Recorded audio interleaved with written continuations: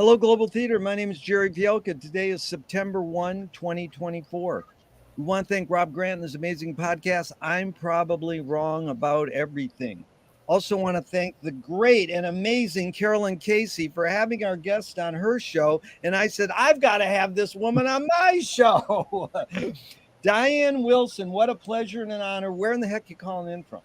I'm coming from a little fishing town called Seadrift, Texas.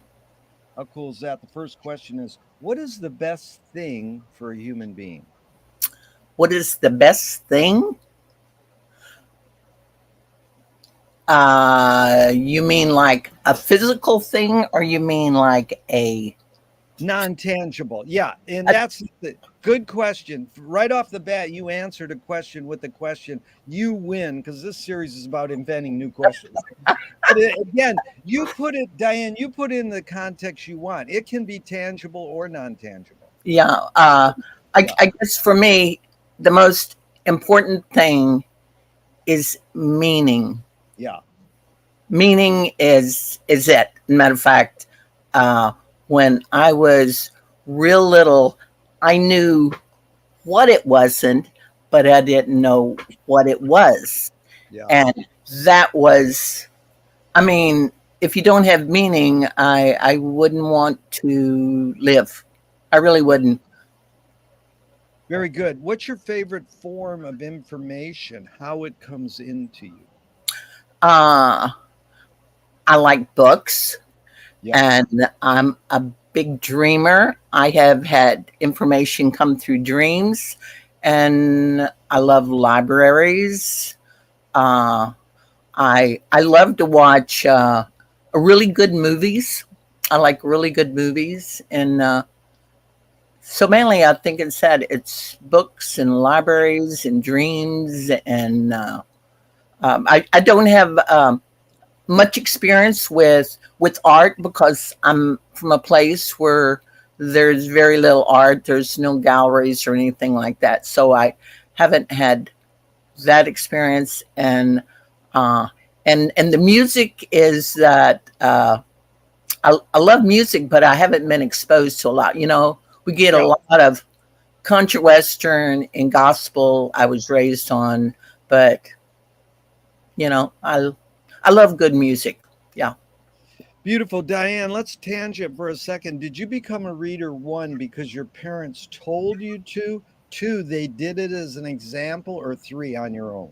Oh, on my own. There was absolutely no books in our house. And matter of fact, I was raised Pentecostal, so I remember my grandmother was always said is like idle hands are the devil's workshop. So if you were sitting and reading a book, I mean, that was the height of laziness. So one, you would not be caught laying around reading a book, and so it totally on my own. I love books.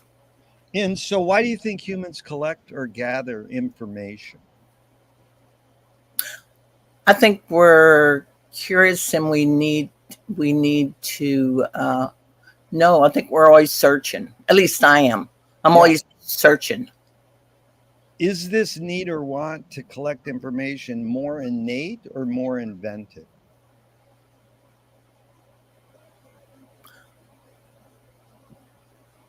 Well, that's a hard question.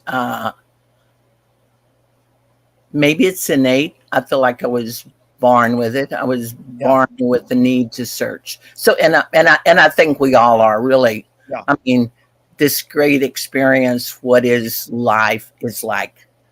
You got to figure it out. I mean, Hello. That's the most people one. answer. Most people say innate. Yeah. So, do thoughts create emotions? Oh, sure, sure. Yeah. Abs- Absolutely. And fill in the blank, Diane. I don't know what I think until I. Oh, I feel it. I feel it. I Yeah. don't think I think it at all. I don't think I have thoughts. I have instincts, and I have feelings. Yeah. It's funny because McLuhan says, I don't know what I think until I say it. And Joan Didion says, I don't know what I think until I write it. Yeah. But most people say to me, I don't know what I think until I do it, experience it, Yeah. feel it. Yeah. Yeah. Yeah. Very good. So can humans think without language? That's a funny question because I was reading something not too long ago. I don't know if it's correct or not, but they were talking about the Cro-Magnon man, and they was saying they didn't think they had language, and it was like I don't think they were probably correct in that because Right. you know You think we've always had language? I think we Yeah. have, yeah, I think we always and see a lot of things because I have a son that's autistic, and so I think there's more ways of having language than just the Yeah. spoken word. Yeah. Really good. Chomsky says language is not just words, it's a culture, a tradition, a unification of community, a whole history that creates what a community is. Yeah. What do you do when language doesn't work? When language breaks down, what do you do? Well, well, if you talk about language meaning words, it's like I have no problem not having words around. Actually, I don't like. Uh, Speaking is my least favorite thing to do. So I can go for long periods of silence. I like silence, quite frankly, better than language. That's great because you say that in some of your, like, you're on C-SPAN and all these shows on YouTube, and you're really a good public speaker. But you Oh, say, I didn't know how to public speak at all. and then you're kicking. That's really the people who don't claim they can do it, usually are the ones who can do it. You know. So your observations of humans in general, are we more thinking beings or more feeling beings? well, I think people will say they're thinking, but I think they're more feeling. Yeah.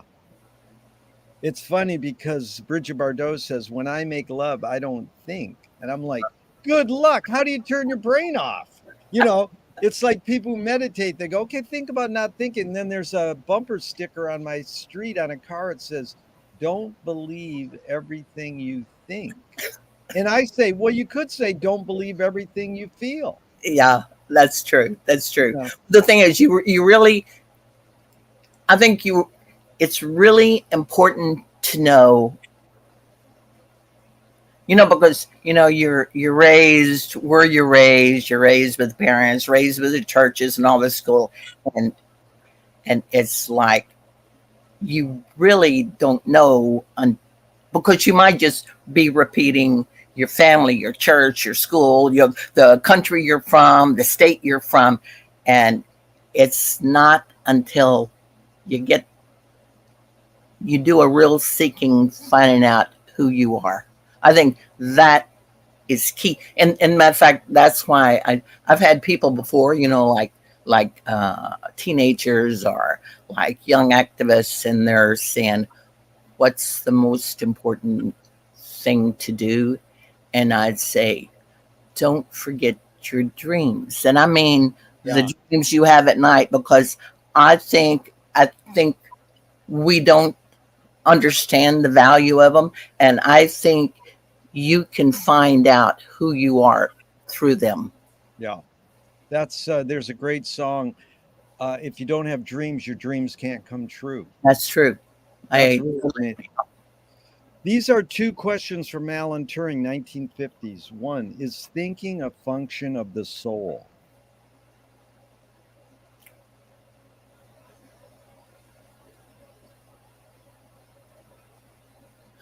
well, I guess I put thinking more in the realm of maybe a physical function of the brain, Yeah. and I and what and so I think thinking is more a function of the brain, and so I don't think the real truth It's got to come from the soul. I think the soul is the bigger thing. Bigger thing, amazing. The second Turing question is, can machines think? My son thinks so. Seriously, seriously. And so he really does think the machine and it has feelings and he's very polite and courteous with him. Yeah. Yeah. Now you answered this right off the bat, but I'm going to ask it anyways. Do you more pursue happiness or more pursue meaning? Meaning. Yeah. Because Viktor Frankl in his book Man's Search for Meaning, he says happiness doesn't tend to last, meaning does. That is absolutely true. Yeah. Absolutely. Yeah.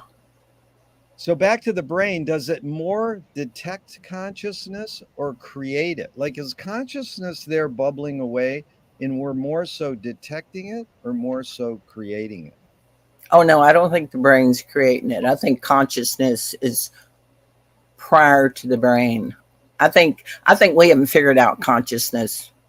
You read about the scientists and they don't know where it's coming from and they can't say it's generating out of the brain. I don't think that at all. I think it's out there and hasn't where it comes from. I don't think we know, and I like it that we don't know. We don't, like amazing, yeah. Yeah. That's why this Rob named this channel. I'm probably wrong about everything. But Fireside Theater has that great line. Everything you know is wrong. So it's not everything, but it's like we're destined or brainwashed to believe we have to know things. Yeah, And not knowing is good too. And it's actually, a good thing. Yeah, unlearning is good too. Because yeah, we learn stuff and then you go, well, how do you unlearn it? yeah. You know, what's faster, speed of light or speed of thought? Mm,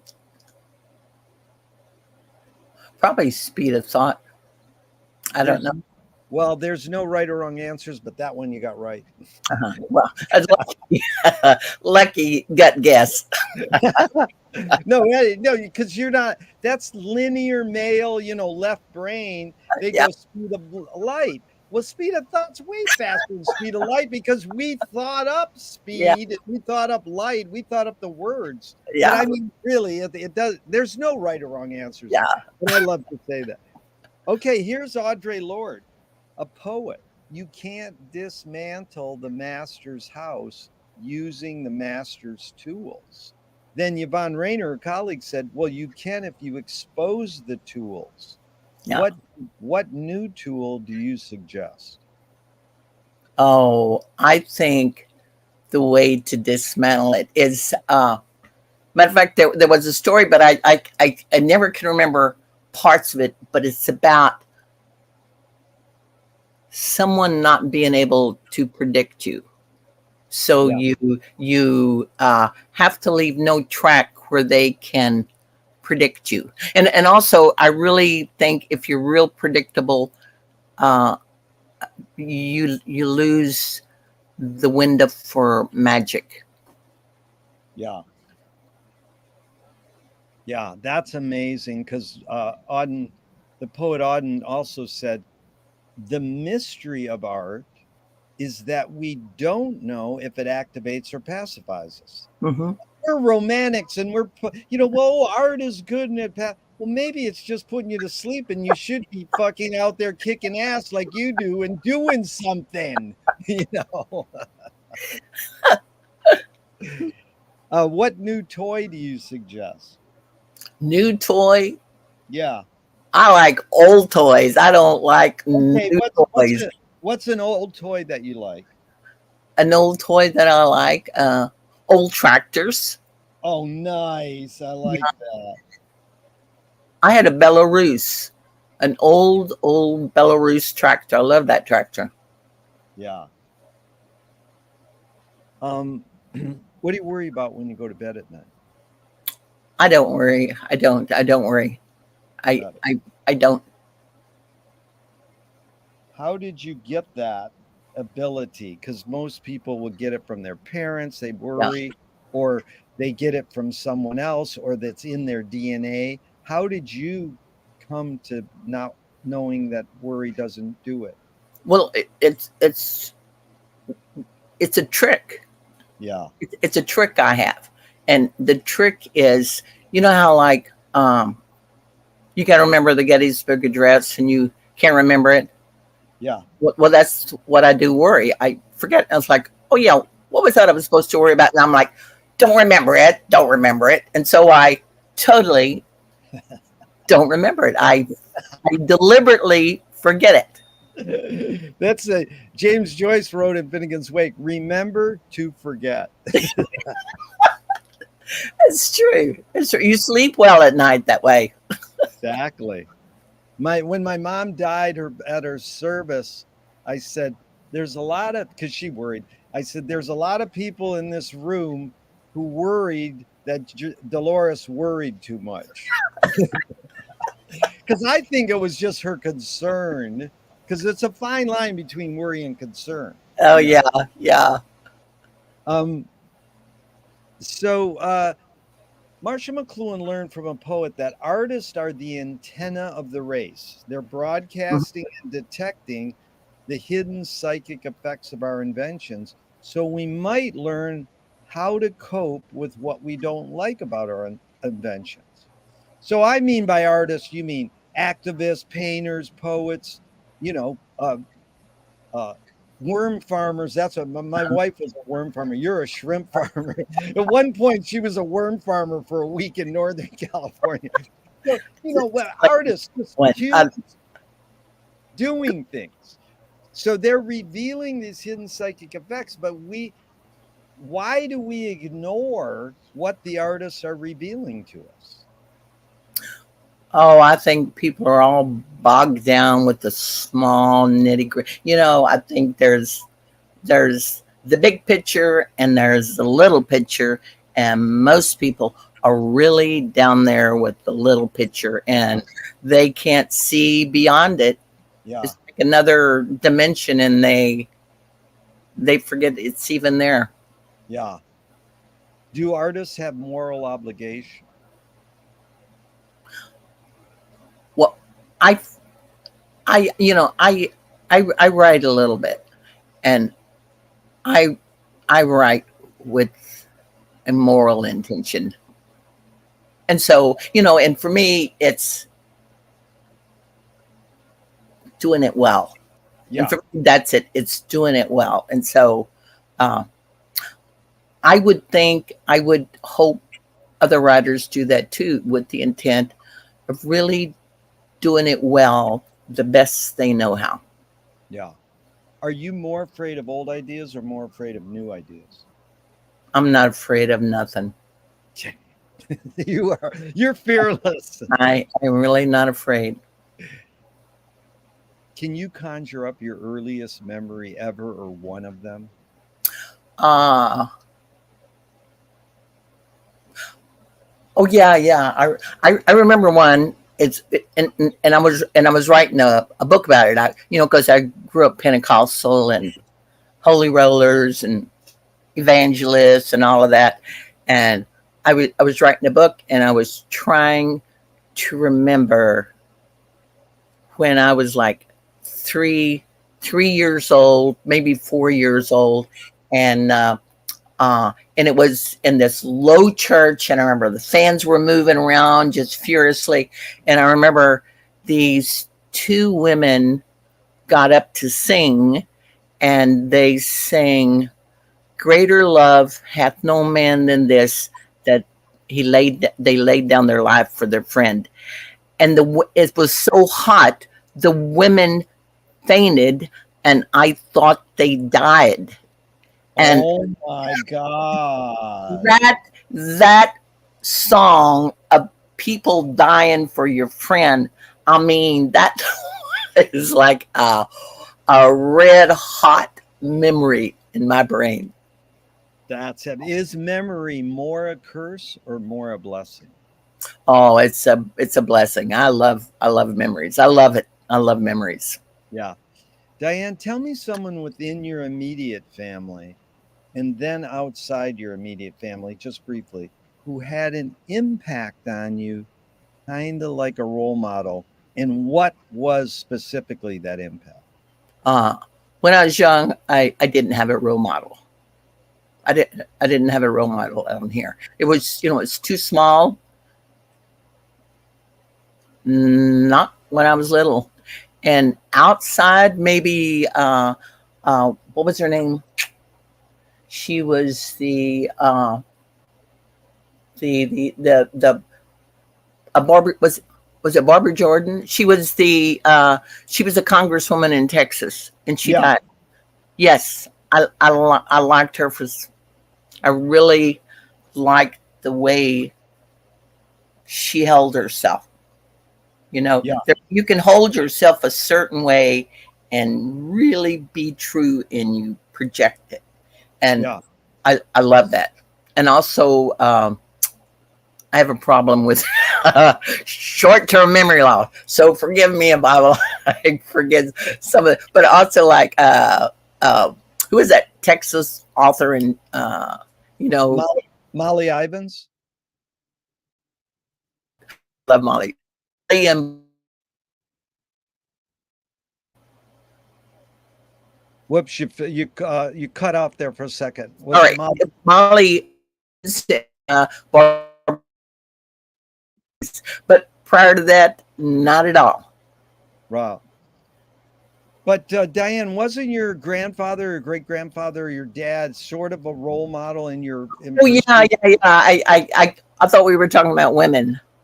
Right, right. No, it doesn't. It doesn't have. It could be men or women, but I mean, someone within your family. Who did you look up to in your family? Your mom, your dad, any brothers or sisters? It was probably my grandfather, because he was this fisherman, and he had such a history, and he had such stories about working on the bay. And he worked at, because I remember the story of, he was a fin fisherman. So he put nets, and you would wade out into the bay, and a big stingray hit him through the calf and started dragging him out into San Antonio Bay. And he had to fight to keep from drowning. And so his entire life, he had that scar of that stingray, of that giant stingray. And I just was fascinated by that story. The idea of being drug out by a stingray just lit me up. I love stories. I'm a big storyteller. Yeah, that's what it sounds like. He was a great fisherman, but he's also a great storyteller. He's storyteller. Yes, yes. So you were raised a particular religion. Do you pray now? No, no, no. I don't at all. I think I have such an aversion to religion. I don't even saying certain words really bother me, so I won't even say them. I don't like saying the word Jesus. I don't like the way saying the word God. I don't like when I see all over the internet, you always hear about people dying, or people mass shootings, and it's prayer, and it just bothers me. It bothers me. Yeah. Diane, if God does exist, what would you like God to say to you after you die? Oh, I don't think there's a God like that. Yeah, I don't think there's. I think it's. I always say, like, now my image of something intelligent is a black rock in space, yeah, because it is. You cannot even put your brain around it, and I love it that I can't put my brain around it. It is like beyond anything this three-dimensional DNA in my head can even comprehend. So I love it that I can comprehend it. So it's marvelous. It's way beyond anything I can even comprehend. And so I don't have to be told anything. it's beyond the knowable. Like Yeah. we Yeah. think we have to know something. No, unknowing something is important That's too. true. Very good. Yeah. You got So, quotes Diane, there. do evil people exist, or does evil use people as a vehicle? Yeah, I think I don't think evil people exist. You asked me earlier about why I always say everyone needs to spend 3 weeks in jail Yeah. because most Okay, people let really do. They have got this mindset that people that are in jail are these evil criminal peoples, and that is so wrong. And you will not. I think it's hard for people to understand that unless you're in jail and you see everyday people and you hear their stories, and their stories, and it's like they're real people. And I think so. I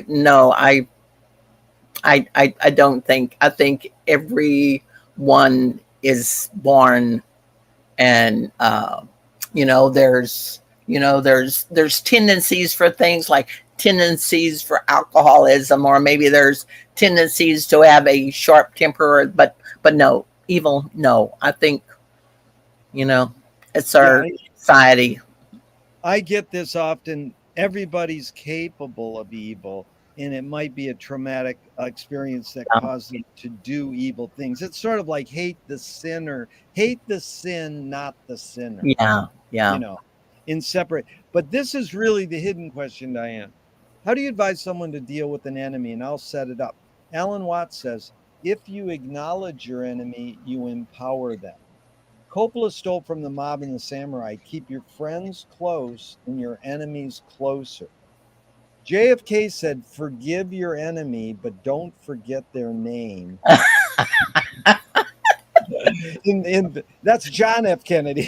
And Fellini says, I need an enemy. So it's a Yeah. lot of thoughts. The basic question is, how do you advise someone to deal with an enemy? But first, how would you respond to Alan Watts? If you acknowledge your enemy, you empower them.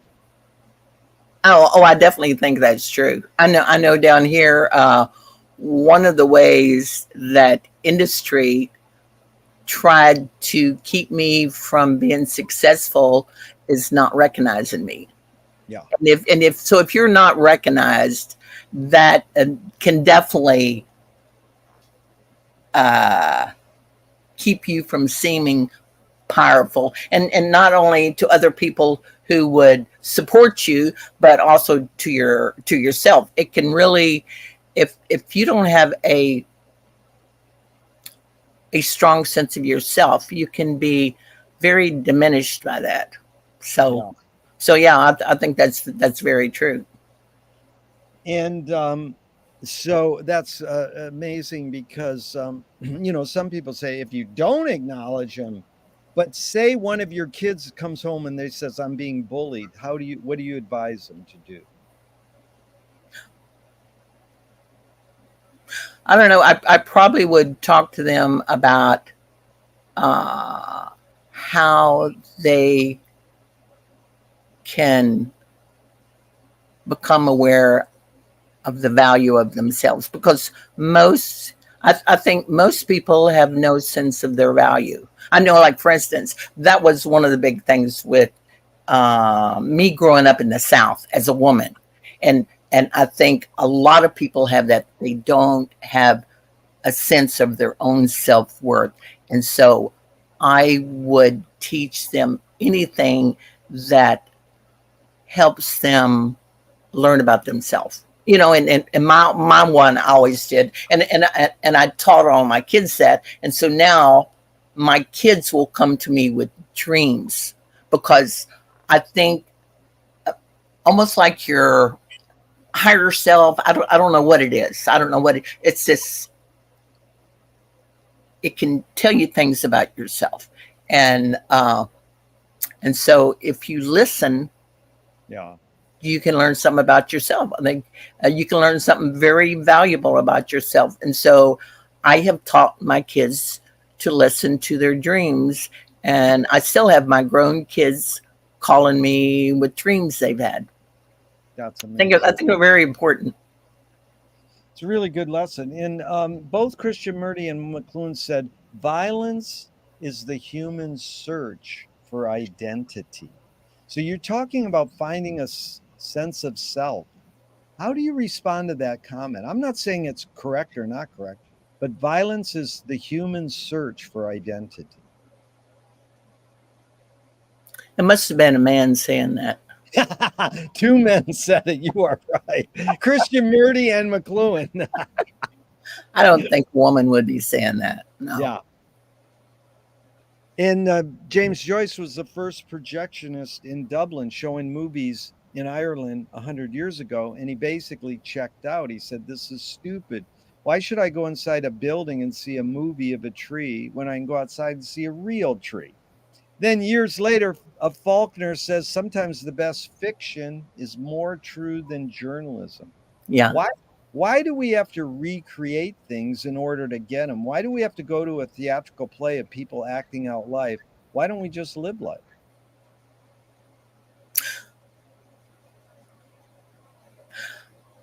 I don't know, but I know it's very important.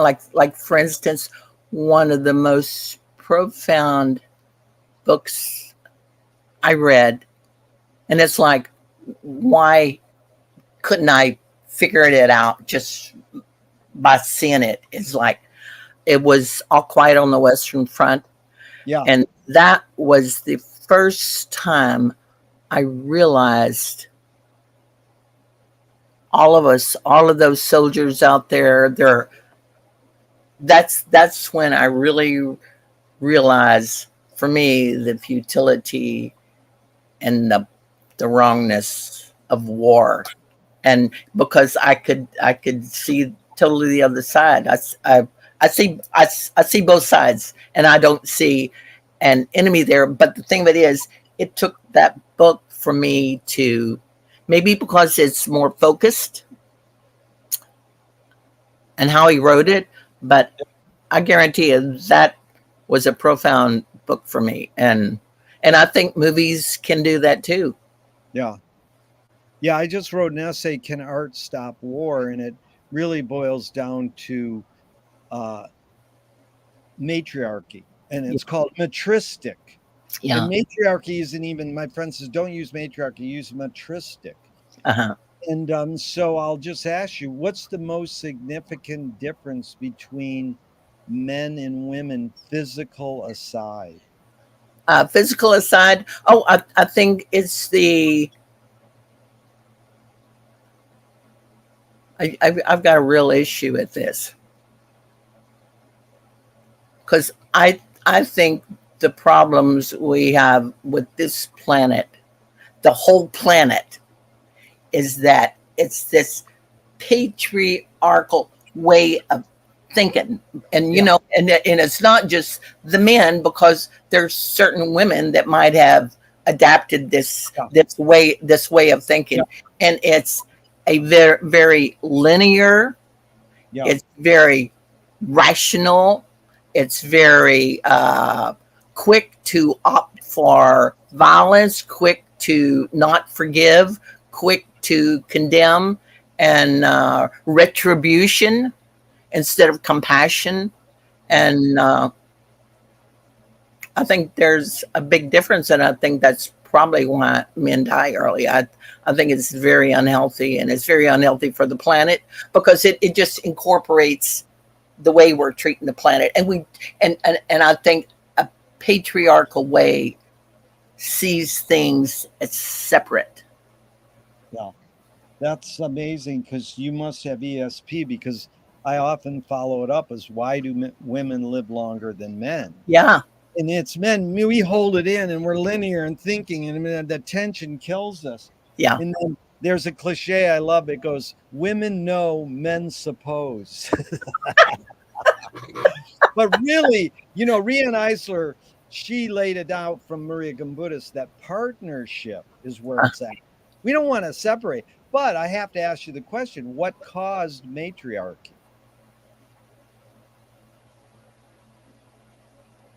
What caused matriarch or what caused patriarch?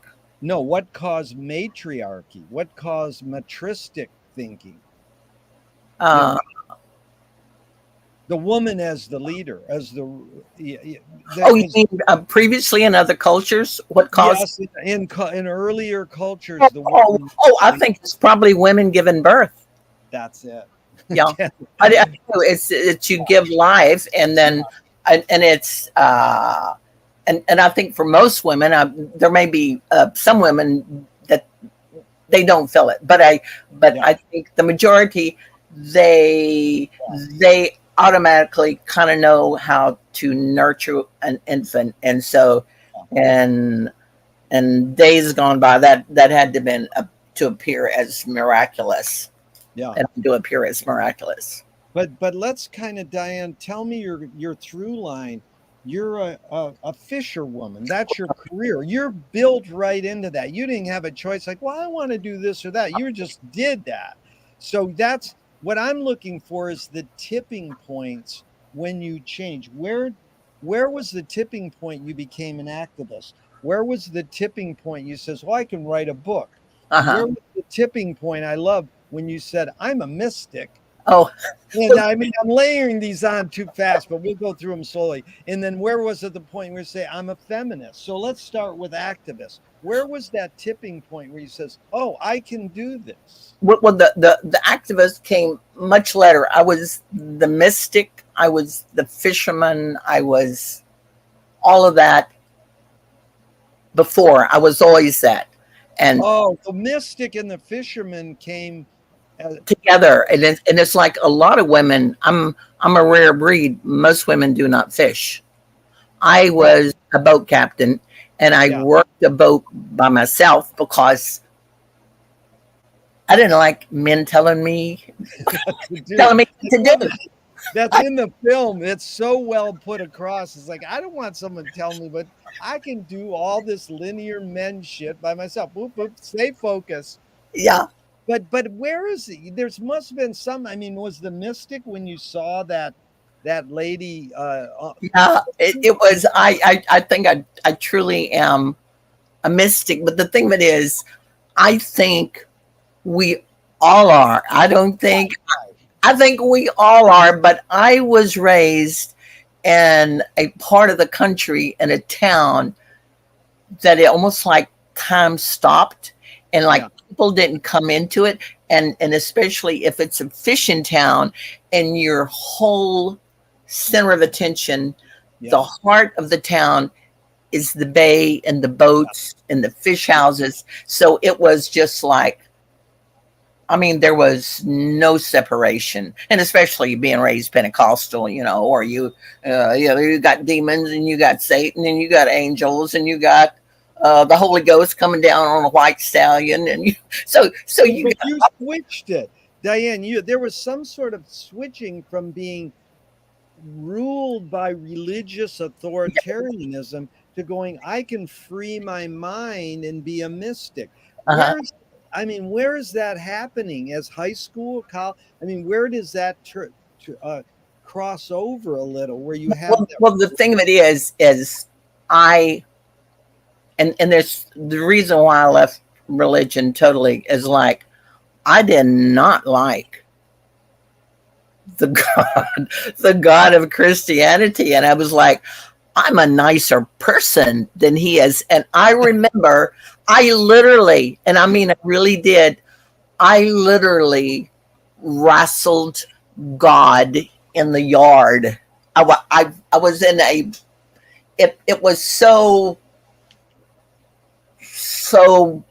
emotional that it was like a physical wrestling match with God, and I won. In what age? Probably About 18, about 18 or 19, and I literally threw him out, and I threw out, because in your head it's like a house, and it's all the furniture that belonged to that God. I pitched it out, and you I swore exercise I would never put anything back in my head that wasn't my furniture and that I felt was right. And so, wow. yeah, Yeah. That is heavy. But do you know what caused that at 18? It just came to you? Was there any sort of thing that you think, well, what caused that?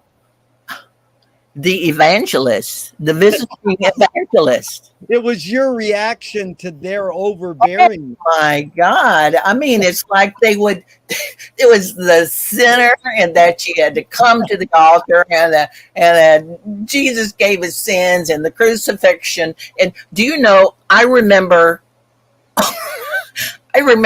Christmas Day. Christmas Day. You know what the Christmas pageant was? Yeah. They dimmed the light and made them red.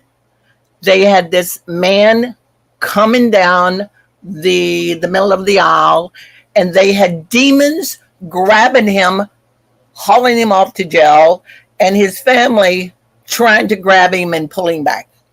And it was the most horrific. I mean, that was the Christmas pageant, and it's hell. It's like you better get saved because you're going to be killed in a car wreck tonight, and your body's going to be all over the highway. And it's like, and the thing of it is, if you ask questions, and it's like, like an inquiring type person, they're like, quit reading books, Diane. Quit reading. That's what they tell me. Quit reading. That's amazing. So, yeah. But somehow you found a community to be an activist and fight against injustice. Yeah. You did something. Where's that tipping point? Well, the thing was, I was working a fish house because shrimping was bad. So I was running a fish house, and I had 15 boats I was taking care of. Okay. And I had this shrimper who had 3 different types of cancer, and he came and threw me a newspaper, and it was the first time the toxic release inventory ever was made public. This was 1989, and our county had more pollution than anyone in the entire county, Calhoun County. And it kind of blew my mind. And I remember the Bill Bailey, his name was Bill Bailey. He said, well, what you going to do, Diane? And see, I'm a real introvert. I think if you measured my introvertness, I would be like 98%. I mean, I'm a real invert. And anyway, so I act totally out of character. And I took that article and went down to City Hall and said, I want to have a meeting about that. That's the first time. I mean, I don't like talking. I don't like crowds. I like to bathe, the quiet, the solitariness. And I did that totally out of character. But the thing of it is, I believe it was fateful. I really do. I think it was my fate. I think we all of us have a fateful occurrence. And if we pay attention, and I think most people, they just don't make the choice to do it because it's scary. And that's, so I took that step, and that was it. And it was like a roller coaster and a snowball going straight to hell, because it was like crazy. People went nuts when I did that. And a lot of it, I stayed on it because I was just curious at what in the hell they were talking about and why they were so upset about me asking questions.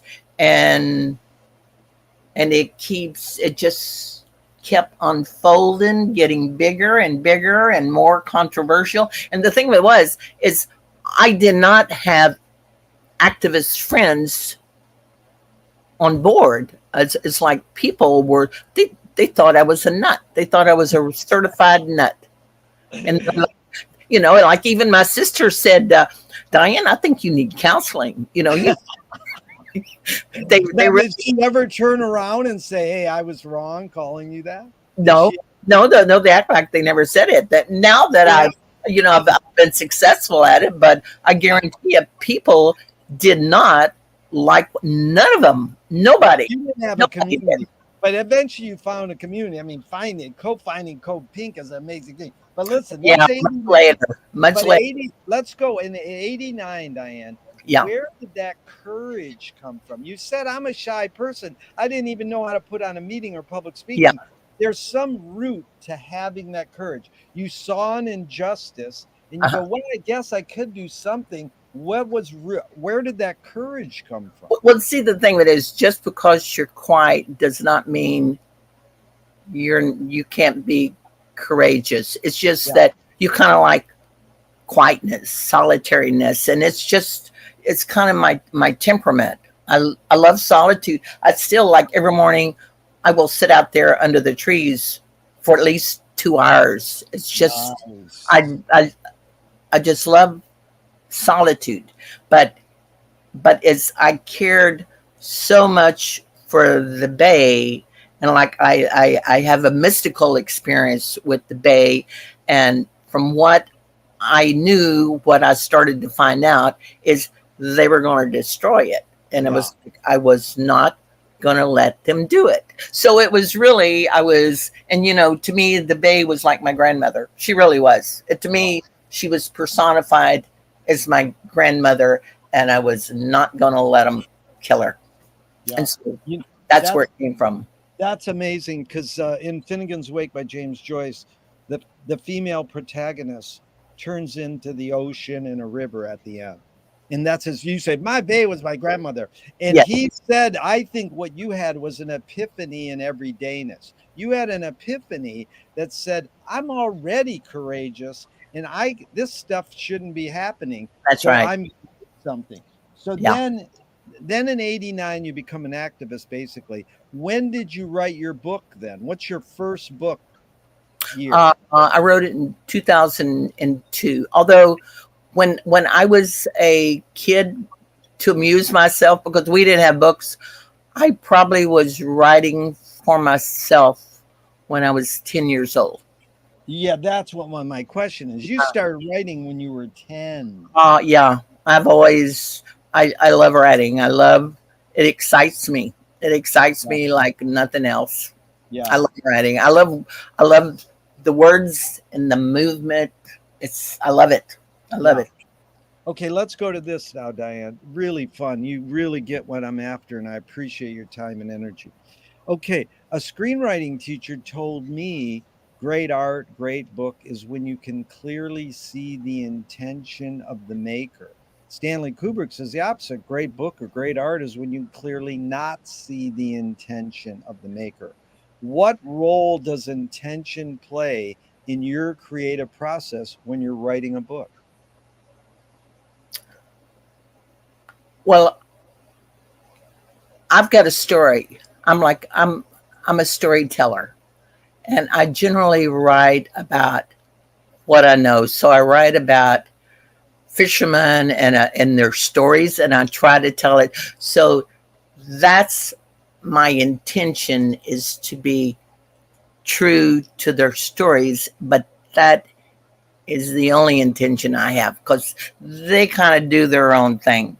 And matter of fact, I literally can hear their conversations, their narrative, and what they're saying. I can hear it in my head, and I just write what they're saying. So, but I don't have, like for instance, I have never did an outline on a book. Yeah. Never. And I couldn't write a book with a outline. And I think if you got an outline, you got an intention, and Yeah. but I don't. Then Duchamp said there's no art without an audience. How much are you thinking of your potential reader when you're writing your book? Not at all. Yeah. Not at all. Okay, so this is Milan Kundera in Unbearable Lightness of Being. This line. This is why I love writing, because the character that I'm writing about can go further than I can. Yeah. Yeah, but look at this is like it sounds poetic and romantic and mystical. But if I take the pen and write a character, how can that character go further? You know, that it's going to automatically write the book. How do you explain? Because you actually just explained that. Yeah. You tell their story and then it goes further. How can that happen?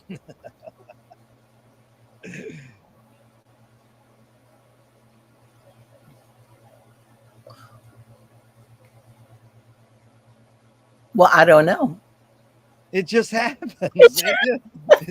Because this other woman who was a poetry critic, she just wrote this. She just died, and she said, "I Yeah, write to explain things to myself." yeah. I just got it. I have a story, and I have characters, and they want to speak, and Yeah, so I have to do it. I have to do it. I love doing it. I I I feel more satisfied after I have written than almost anything. but are you the question is writing, is art making more self-expression or more you're a vehicle for whatever culture's dominant or things dominant in the world? Are you more a vehicle, um, um and these muses coming through you, or is it self-expression? For me, it's self-expression. I write for myself, and if someone, matter of fact, I think one time I wrote. Oh, when I wrote my first is, I think someone looked at it and they said, "Well, it needs to be written more like what was that? Was one of the environmental legal books that had just come out. I can't remember what it Yeah. was." And I said, "I will burn the book first." It's like, Wow. I'm gonna do it. No, it's like it it it it Yeah. it had to be on my terms, and it's Yeah. like, because, and otherwise I feel like it's some, if they had to change it, it was like, well, that's their book, that's not mine at all. So it's self, to me it's Yeah. self-expression. Can art making be egoless? Can writing a book be egoless? Yeah, oh yeah, Yeah. I think so. Yeah. Because did you ever read Silent Spring by Rachel Carson? I know, but I know of it very Yeah. well. Because that was in 62. You know, we were learning the word pollution. And, Yeah, I'm from Flint, Michigan, and they told us before, right then in the early 60s, they said, don't go near the Flint River. That thing is polluted because of the GM, General Motors. I yeah, mean, this was way before anyone was saying yeah, pollution to Earth Day. And then when the water crisis happened in Flint, that was really startling. They were going, well, we'll give you water from the Flint River. And it's like, what? We knew that was full. And then if you, this is a real funny irony. If you sold your house in uh-huh. Flint, Michigan, they could throw you in jail for selling a house with contaminated water. It's Oh, like, you good. go, I didn't contaminate it. You did. That doesn't matter, sir. You're going to jail. And so the only place in Flint where you got tap water was Yeah. in the jail. They Oh would go, my God. Yeah. Oh, water. wow. Wow. That's I mean, we can laugh. That's not funny. uh, It's horrible. And yeah. now they realize that's, your water was contaminated all over America. Mhm. Water is contaminated. So here's another one, Diane. McLuhan says everything we invent extends some humanness, like a knife and fork Uh-huh. extends our teeth. The shutter in the camera extends our eyelid, and maybe non tangible, like religion or philosophy, extends consciousness. What does the writing utensil extend for you? What humanness? Whether it's a pen or a keyboard, what humanness does the writing utensil extend? I don't know if you have to explain that a little bit more. Well, like, we don't need a knife and fork, but Right. we think we did because somebody invented it. So Right. well, you got to use your knife and fork. Well, you Yeah. can use your teeth. But Yeah. if you have a really tough piece of food, Uh-huh. it's easier to cut it with the knife and fork than with your teeth. So Uh-huh. everything we invent, like McLuhan says, everything we invent, all technology, words, toothpicks, cell phones, extends some humanness because it's the most human thing is to extend ourselves with some sort of thing to share with another person. So, why did we invent spoken words? So we could communicate. Why did we invent printed words? So we could communicate. And so every tool we invent has some purpose, but it does more than that often. And so what does the right, like, here's how you can misuse a pencil. You Yeah. can you can jab someone and hurt them. Right. So that's misusing a tool. But what does the tool basically extend? The pen is your finger, because you could write in the sand with your finger. But you could say it extends your finger if you want. It's sort of the act of pointing, but people say different things. I'm just curious if you have any hunch what Oh, what yeah, was deep for me yeah, when I write, I I like stream of consciousness. I right, like, and matter of fact, I like a typewriter because it does fast, and yeah, maybe it's extending the words because I don't yeah, like to speak. Maybe yeah, it's the words coming out of my brain. yeah. That's what it would be. That's good. Really good. You got it. What do you think the motive of the cave artist was? You brought him up earlier. Oh yeah, Back probably then, what do you sacred. It was probably some kind of sacred. A, I would say it's something sacred. You Yeah. know, What's more important, conviction or compromise? conviction. I do not like compromise. Yeah. In your accomplishments, how do you rate these three elements? Luck, skill, and ambition. What's played the biggest role, the second and third? Now say the words again. Luck or what? Luck, skill, and ambition. What of those three played your biggest role in having accomplishments?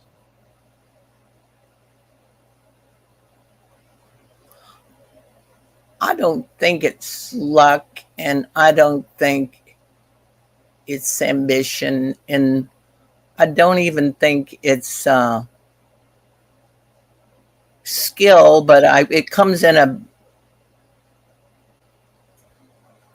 better than the other two that I don't think I have at all. That's pretty good, because you are humble in your own way, and people say, "Oh, you're so," and that's what people. When I set up those three, they're hesitant of saying skill because it sounds bragatory, Yeah, but some people insist. Well, it's none of those three. It's purpose, or it's destiny, or yeah. it's perseverance, or it's necessity. So, one poet says that poetry is outing your inner dialogue.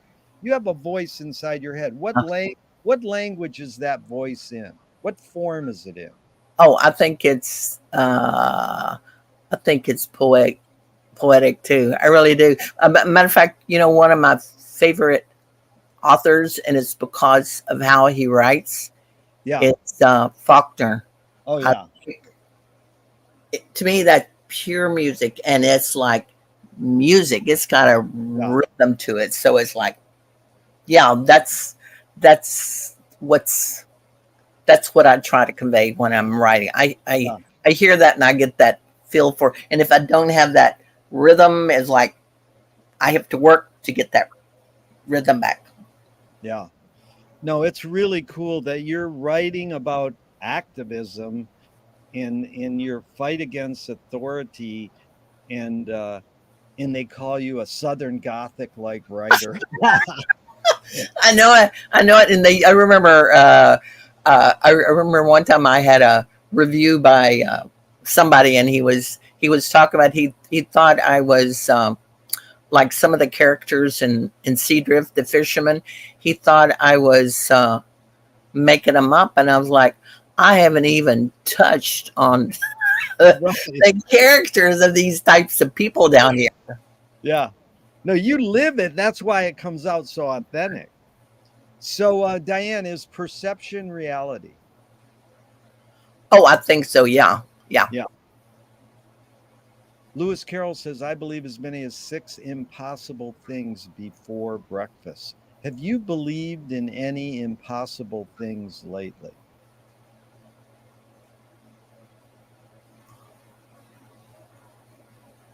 Impossible. The things I kind of I think they're doable, so I don't think they're impossible. Yeah. I'm pretty open about uh, doing sort of miraculous things that people think are miraculous, and they're doable. Yeah. So I can't think of anything impossible that I've thought of. No. Oh, except maybe fly. You mean to literally fly as a Literally human? fly. Yeah. Yeah. I sometimes wonder if that's possible. Yeah. That's good. Tell me one major element. Let's say from about 1990, you're becoming an activist, then you're writing your book 2000. One major element of that journey since then that stayed the same, and one element that's changed.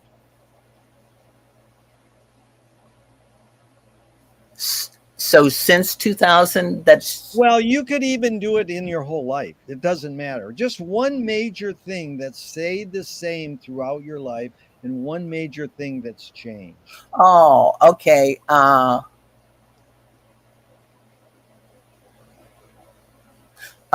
One major thing is that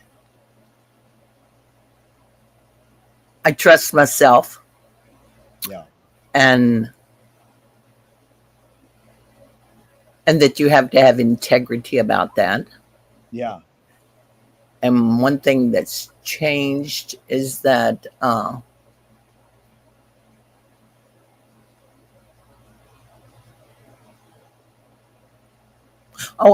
probably I used to be because I've had to speak a lot of places, and I really don't like talking. Yeah. And so I remember when I first started, it was sometimes I was literally shaken. I would have to have a podium in front of me because my legs were shaking so bad. Right. And now that's no longer the case. You gain confidence in your public speaking. You do, yeah. And it doesn't bother me anymore. Yeah. Dude, you should be on Oprah and The View every day.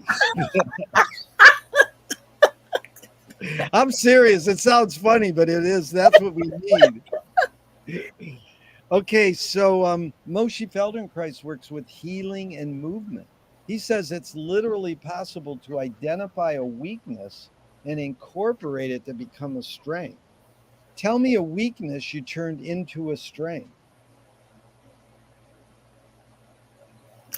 Well, one, it might be a little silly, and it's probably not what you're thinking of, but I have a weak vocal cords and so I never yell, and so words are like rocks to move. That's why I really don't like talking, because it's real physical. And but my I guess my voice, because I've had to speak out, has become much stronger now. Yeah, it's really a good.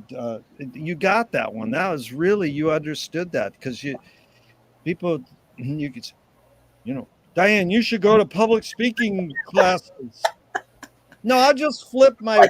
This is what McLuhan said is so good. It's Carolyn Casey says this in every one of her shows, basically. How do you turn a breakdown into a breakthrough? That's true. How do you turn a rejection into a redirection? Yeah. And Buster Keaton's the greatest movie guy. How do you turn a stumble into a dance? Mm-hmm. It looks like you're stumbling. It's really, oh no, he's dancing. Yeah, but you know what I think? And it's an old cliche, and I think a lot of people don't like it. But I really do believe that what doesn't kill you makes you much stronger. Yeah. If you allow it to. I think some people can become very bitter with things that happen to them. But if you allow it, they gives you wings to fly. It really does. Like, I would not, there's a lot of things when I was a kid or whenever that were not pleasant at the time, but I would not change any of them because that's made me who I am now. And Totally. I like myself. Yeah. No, I do. I like myself. No, that's really important to be. You have a high, what I call is a high awareness level. Some people just kind of go along, and I mean, I like the term pull the wool over your own eyes, Yeah. but it's also like don't be too delusional. You can be aware of what's going on. Yeah. Yeah. It's sort of like let's go into truth for a second. Uh, Louis Buñuel says, "I'm for anyone who seeks the truth, but I part ways when they claim they found it." Oh yeah. Very true. Very true. I always pay attention to someone in a group who says the less. Yeah. I really do, because I agree with that. The Yeah. one who says more generally doesn't know. That's Bucky Fuller. Less is more. Yeah. Yeah. But here's Eartha Kitt, the great singer. Truth is a theory that is constantly being disproved. Only lies, it seems, go on forever. Now, it's a sneaky line because she goes, only lies, it seems. Yeah. She's not saying only lies go on forever, Yeah. but she is talking about how truth can be disproved. We all believe one thing. Oh, pesticides will help us. Yeah, and you'll love this. My dad, when we were all learning about preservatives in food, Yeah. we said to my dad, "Dad, don't eat that. It has preservatives." And he Yeah. goes, "I need all the preservatives I can get." So I mean, that's literally funny, but that's what we were Yeah.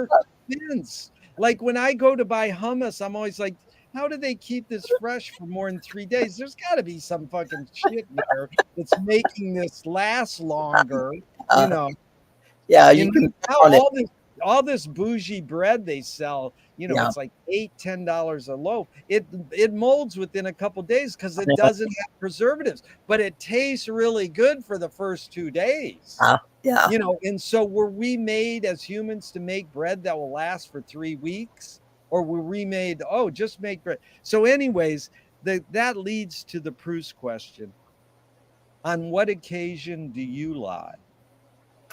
Uh, when I'm trying to be kind, Yeah. but otherwise I try not to. I don't Yeah. like lying. Yeah. Okay, this one I left out because we got to go into it. Nassim Taleb said, games were created to give non-heroes the illusion of winning. Uh, In real life, we don't know who wins or loses, but we can tell who a hero is. yeah. And then my friend said, well, villains don't think they're bad. They want control. Heroes want freedom.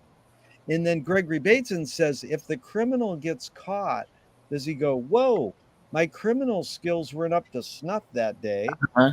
Or does he go, I did something morally and socially wrong? So Uh-huh. again, it's a lot of prompts, but the basic question, Diane, is, does punishment work? I think the incarceration, the justice system that we've got now does not work. Yeah. It's because I think we want, generally, I think what they're trying to get is retribution. And I don't think, and they think, and the society by and large thinks it's, they're losers. They deserve everything they got. I was, I got sent to jail for 3 months because of an act I did. So I spent 3 months with all of these women, and they were very young women, and and they were predominantly either Black or Hispanic. And I remember, and I wrote about their stories. And one of the women, she had been arrested because she was trying to cash a check late at night, and she was Black. So they arrested her. And so anyway, the basic thing was she had this real abnormal She was pregnant, a real abnormal condition, and she was not to be jailed. And she ended up, and because the guards would not believe her, it's like they always think you're just trying to make excuses to get out, and so they put her in a padded cell with a paper gown, and she gave birth, and the baby died. Oh. And so I wrote that story, and you know what people said? She shouldn't have been in jail. She shouldn't have broke the law. And even even the baby dying, that's what they said. So and I have been around, I've tried to even go to people I thought would be compassionate and maybe bring in books or something to the jails. And it's like, and I went to some Christian places and they were like, oh no, it's like, and it's, amazing. So this is a what if. If Trump gets thrown in jail, cannot run for president, writes a book and says, I did wrong, I'm sorry, would you forgive him? If I felt that it was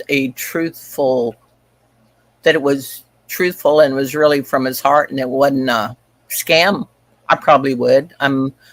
I forgive pretty easily. Forgiving is the key in a lot of my, but 99.9% when I ask people that question, they go, no, he couldn't tell the truth, he's lying. But I think Mark Twain says it best. Forgiveness is the smell the flower gets off when the foot steps on it. Yeah. So Diane, another great activist, labor activist, being Labor Day tomorrow, is Utah Phillips. And he said, anarchy is making rules for yourself and not other people. Who's entitled to make the rules? Well,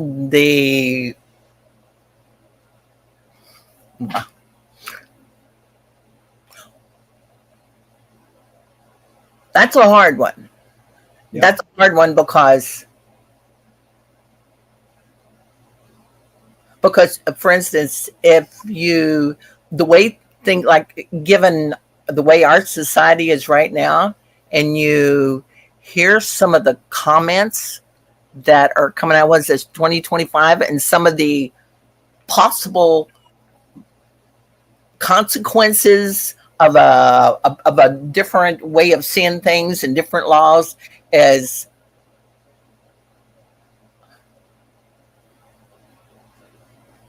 I think I have to have hope for democracy. I have to have hope, and but the thing of it is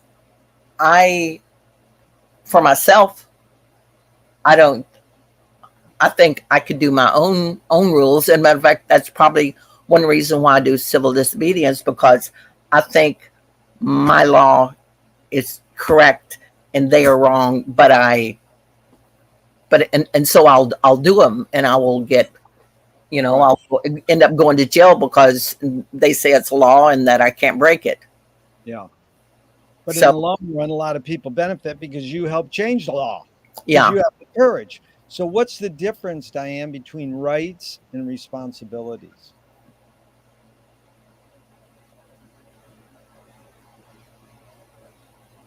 Oh, responsibility is the much bigger thing to do. Yeah. It's the more right thing to do, because we all have rights, and like we got the right to vote, or we got the right to speak our opinion on Facebook, but a responsibility, it speaks for something beyond that. And unfortunately, I think sometimes our country can be very lazy. Yeah. What's the difference between revolution and rebellion? Oh, I like the sound of revolution. Yeah, you know why? Because it's revolution's amazing. It's re-evolution. Yeah, yeah, It's yeah, re-evolving. It's the word says it. yeah, yeah, Yeah, yeah. And rebellion a little bit. It reminds me of teenagers. yeah. They need to do that, and they need to let steam off, and they need to try it. But it's like, yeah, a revolution. I put much higher up on the scale there. Kind of. We got about 15 more minutes. I really appreciate this. You kind of already answered this, but I'm going to ask it anyways. How do you find peace of mind? I think if you're true to yourself, and if you don't quit searching, and when you find out there are places you need to go, you go there, and you don't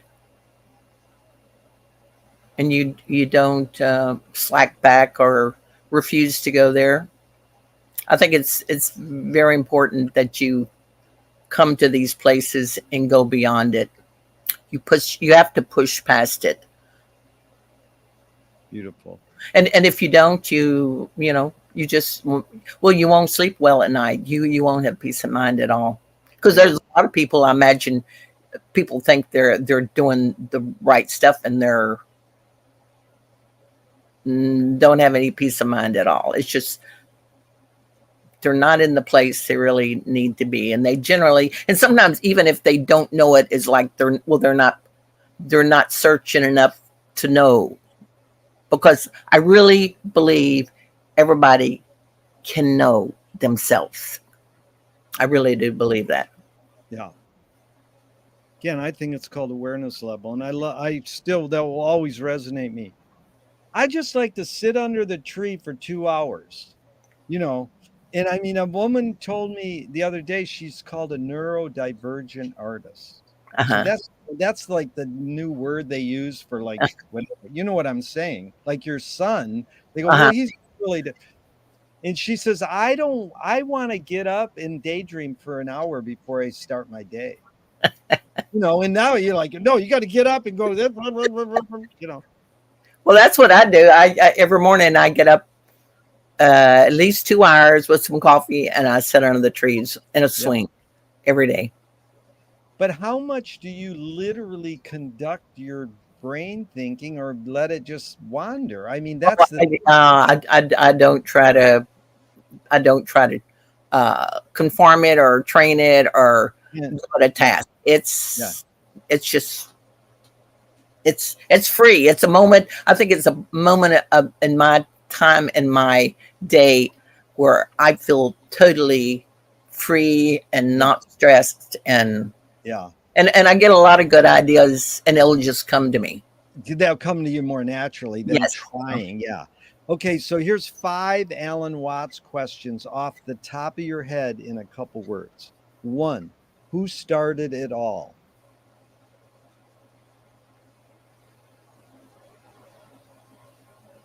Energy. 2, are we going to make it? Oh, sure. 3, where do we put it?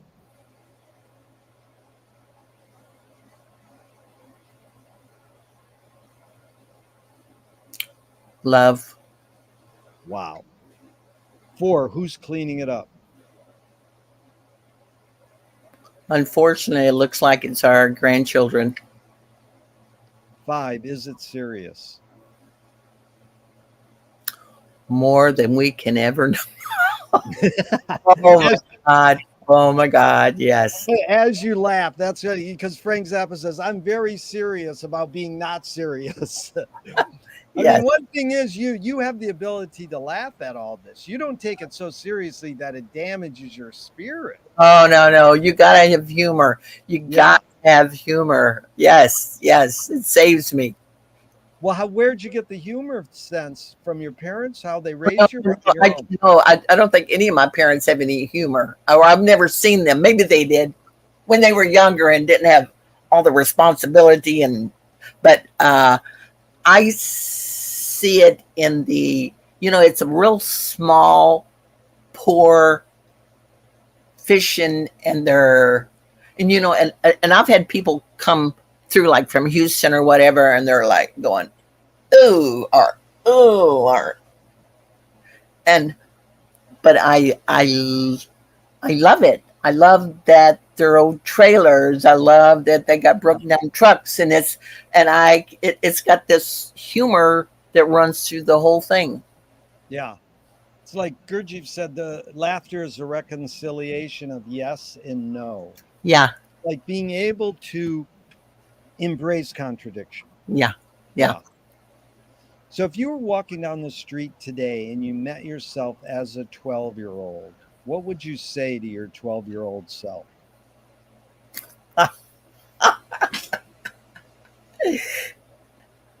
I was 12 years old when I developed an alternate person. You know who it was? What? This alternate person. What? Anthony Perkins. Oh my God. That's who you were like imagining you Yeah. were in. I would say hello to Anthony Perkins, tell him hello. Because you had seen Psycho or what? No. You just saw him in movie magazines or I something? no, I saw him. I swear I saw him in an old black and white movie, and he became a alternate me, and he he kind of helped me during the Pentecostal days, and but it was Anthony Perkins. So I would say hi to Anthony for me. I can't wait. My friend knows his son, and his son just put out another book about his relationship with his dad. Well, in my book, I wrote Holy Roller, and so I put a lot of pictures of when I was a kid and all this stuff. And I bought a picture of Anthony Perkins, and it's in that book, Holy Roller. That is so cool. It's a small world, Diane. Okay. World. Which way should toilet paper come off the roll, over or under? I do not care. Sometimes it's on the floor. And you kind of answered this or done this. If a publisher was to release your autobiography off the top of your head, what would the title be?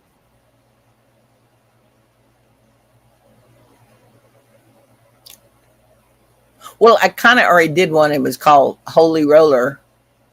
Oh, it was Holy Roller, but it was probably Unreasonable Woman. I consider myself. Oh, Unreasonable Woman. Yeah. Yeah. I love that because I looked that up, and Bernard Shaw didn't say that. Yes. You adopted it. Yes. Unreasonable man, and you changed it to woman. I really do. I think we're way too polite. That is the purpose. That's what I learned from studying McLuhan is you take aphorisms or maxims or these cute lines that people, and you might have an insight from it, but the purpose of them is to transform them and take them further. Yes. Reinvent them. Very. Well, I found that out this morning. I said, she changed that. How cool is that? Because here's the other one, Frank Zappa. I have it on my refrigerator. Progress is not without deviation. Progress is not possible. I agree. Totally agree. You got to push it right to the edge. Yeah. But if your publisher, here's the addendum question to that. If your publisher was going to say, on Holy Roller, we want to scent the glue in the binding of your book, what smell would it be? Oh, the seaweed. Seaweed, great. Okay. If a statue was built in your honor, where would you want it displayed and what would it be made of? It would be almost like almost in the tide, right on the edge of the water. Yeah. And it would be a picture of an old woman. Oh my God, I love it. Okay. Not the old man in the sea, the old woman in the sea. The old woman, yeah.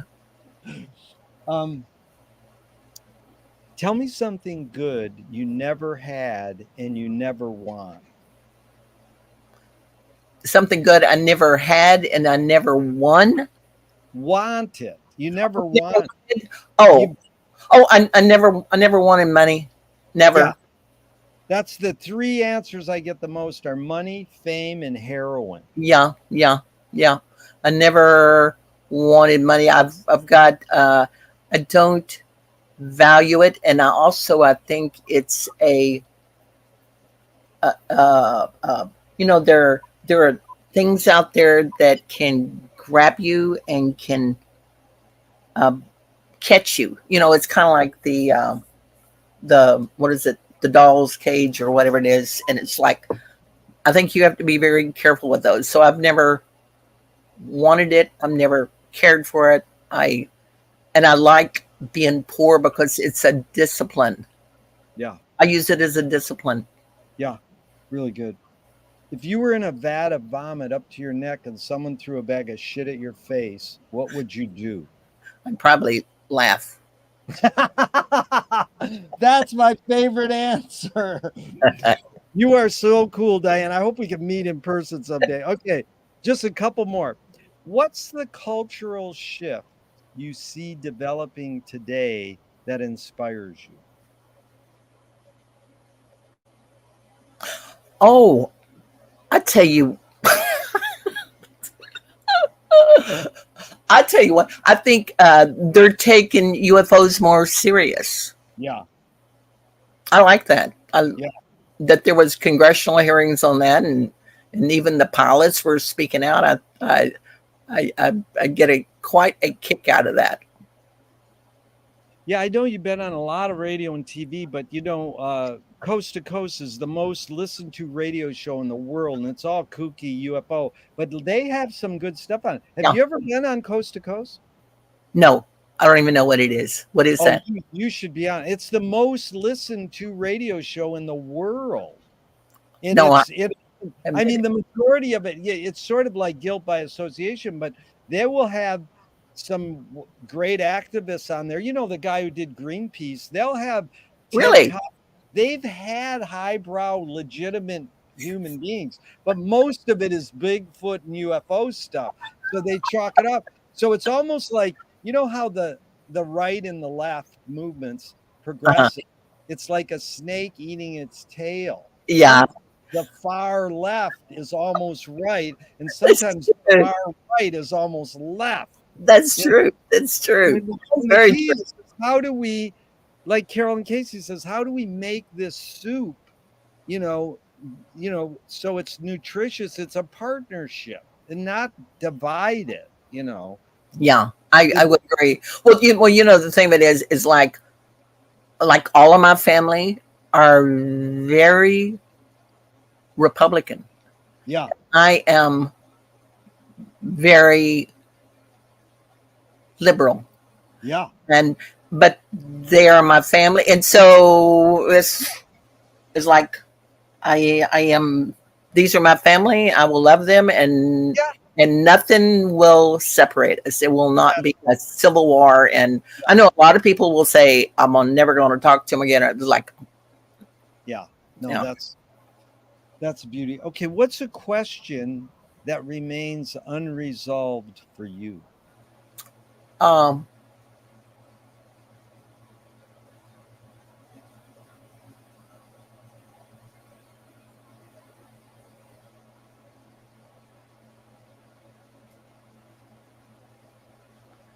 I don't know. I guess I don't know if I pay attention to that one because to me, life has been these a lot of these strange things and questions, and you're always searching for them. And sometimes you get a shiny rock and you stick it in your pocket and so I think maybe that's the life journey. And I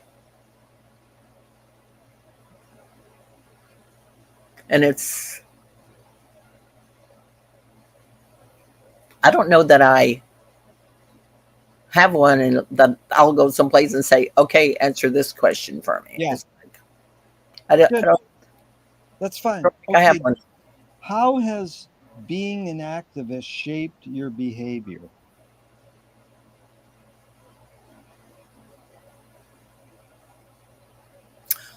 Well, I think if I wasn't an activist, I would be much more uh,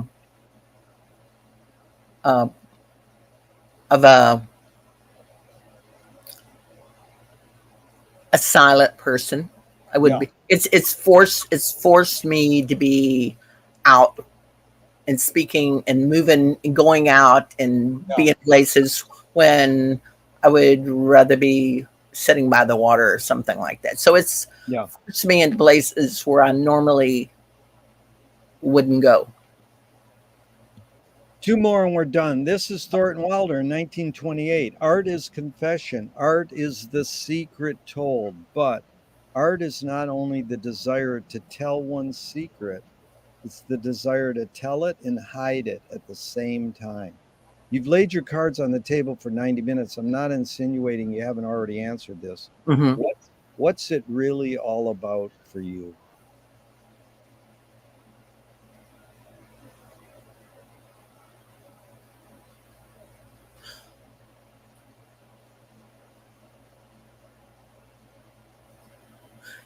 It's the big picture.